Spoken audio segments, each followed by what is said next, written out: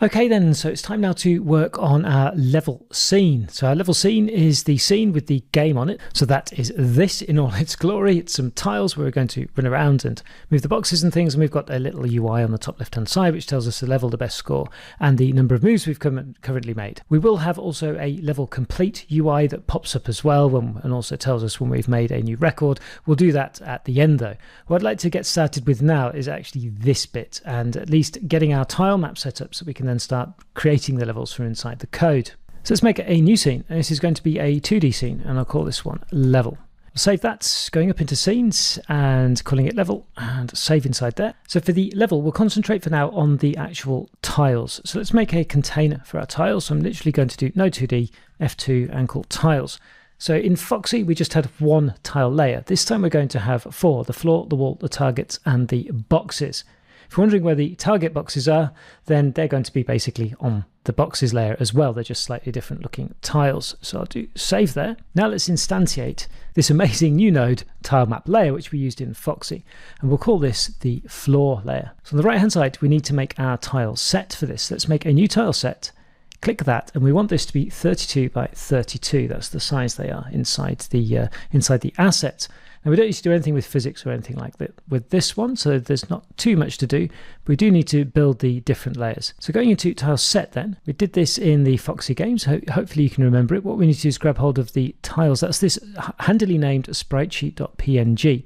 So let's drag and drop this into here, click yes, and that should create all of the tiles for you. Now, I guess you can tell I'm really zoomed in on the interface, so I don't have much space here, but you can see that we've got all of our tiles that we're going to use for the game here. Now, when it comes to creating these from code, we need to take a little bit of notice of what's going on here, particularly with the tiles when we move over the mouse here.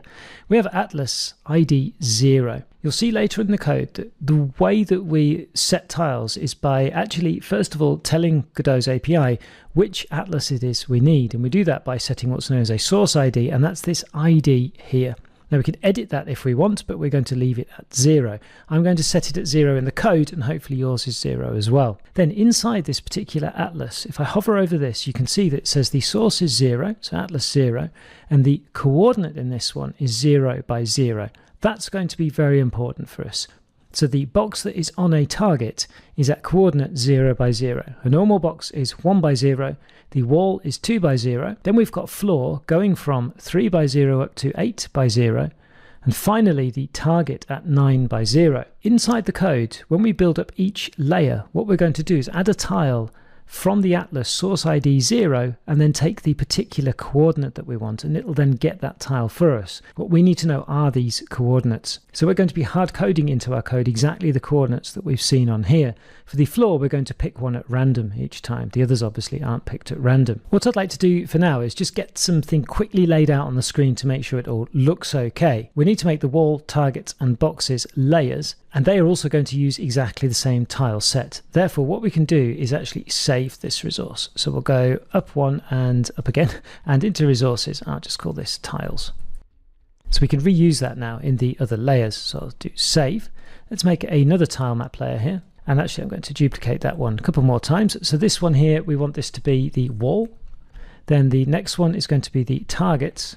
And finally, we've got the boxes. Now the order is important here because they'll be drawn in this order inside the tree, and we want the boxes to be on top of the targets. Therefore, the boxes will be lower down in the tree here than the targets. So for all of these, actually, we need the same tile set. So I'll quick load the tiles, and here, quick load the tiles and boxes, and we can also quick load the tiles as well. Okay, so that's everything we actually need to do in terms of the tile map. There's nothing else for us to do. However, probably would it be a good idea just to quickly draw some of these and make sure it looks okay. So I'm going to select the floor layer and try and move this down a little bit. Can I move this down? No, it won't let me. Will it? Yes, it did. Good. Okay, so selecting the floor then, I'm going to select the dice here and actually the rectangle tool here with the select tool selected at the top, and just select all of these like this, and this should then give us some kind of random floor that I just want to check. There we go. Then selecting the wall, I'm going to select the wall tile, uncheck the dice, so don't need it. And here I'll actually just use the pen tool very quickly just to draw out some walls, make sure they look okay. Then the targets, same thing, grab hold of the target, put some targets in there. And then finally the boxes, grab hold of some boxes as well, put one on a target just to check, and put that one there to make sure that things look okay. So do Control S to save. Then into the level, selecting the root, I'm going to add a camera to this as well, because we want to be able to set a bit of a zoom level here. Now, when it comes to setting up the level, we're actually going to draw the level and then position the camera over the center of the level each time. You'll see that from inside the code. For now, I'm just going to get the move tool and put it over here and check what that looks like. So I'm going to do run current scene. We can see that it looks okay, but we're a little bit zoomed out, which was what I was wondering. So let's press stop there.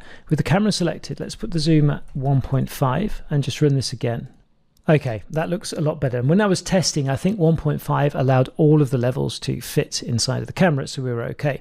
Don't worry about the floor and things like that. That'll all be sorted out later on. So I'll press stop there and close that down. Then I'd like to put a background on this, and the background's going to come from this purple one here, because I'm such a designer. We're going to have a purple background, but we want to be able to tile it. Now, we've already seen tiling using the region with a Sprite 2D, but that's a little bit of a pain to do, I think. Anyway, it's much easier here just to add ourselves a canvas layer, and then as a child of this canvas layer, we can add ourselves a texture rect, and then this texture rect can go full rect. Where are we? Here we are. Then we can drag in the purple into this, and then we can set the mode here to tile, so it's tiled. Then getting hold of the canvas layer, go to layer and set that to -1, and then that goes behind everything else. So I'll do Control S to save. There'll be a lot less floor later on, so we will see some of the background. So we're nearly there actually with all we wanted to set up inside the level. There's just one critical thing missing here, which you can do to finish off this lesson because it's really quick, and that's the player. Now, usually a player would mean hundreds of lines of code. With comparing some of the games we've done up until now, this one doesn't have any code at all. It's literally an animated Sprite 2D. And we'll call this player. And let's save this in its own folder in scenes, not in resources though. So new folder, player, and save. So the animation for this one, it's going to take in that player idle that you can see here. I've actually chopped it down from the Foxy game so that we've really got just the, oh, what's going on there? Oh, I need to make new, what am I doing? I need to make new sprite frames, don't I? I'm sure you spotted that. So new sprite frames, assets, and we want the player idle here. Okay. And then in the horizontal, this window's gone way off screen for you, but in the horizontal 4, vertical 1, that's okay. Select all, add 4 frames. We've done this loads of times, so hopefully you're used to it by now. I'll up this to about 8 frames a second, I think, and we want this to autoplay and be looping. And there's nothing else going on with this one. It literally does that. So I'll do Control S to save. Back to the level, Let's instantiate our player in here as well. Using the move tool, just put it in the middle here somewhere, and then run the current scene and just check that the player looks okay as well. And there's our player who's going to be moving around the screen. Excellent. So I'll close that down. Close down the output. So I'm fairly happy that everything is laid out okay there. So I'm going to go to the floor and then grab hold of the rectangle tool and the eraser here, and just with the select tool selected, just simply remove all of the tiles from there. And I'm going to do the same for the other layers and just edit that out for you. So in the end, what we have is a rather lonely looking player on a very garish purple background. Here it is in all its glory. Okay, so now that we've got the level set up, we have our tile layers and our camera and everything, we're actually ready now to write the code to build all of this from inside the code. So let's press stop here, select the root node, and in preparation for the next lesson, let's add ourselves a new script, and I'll see you in the next lesson where we start making the code.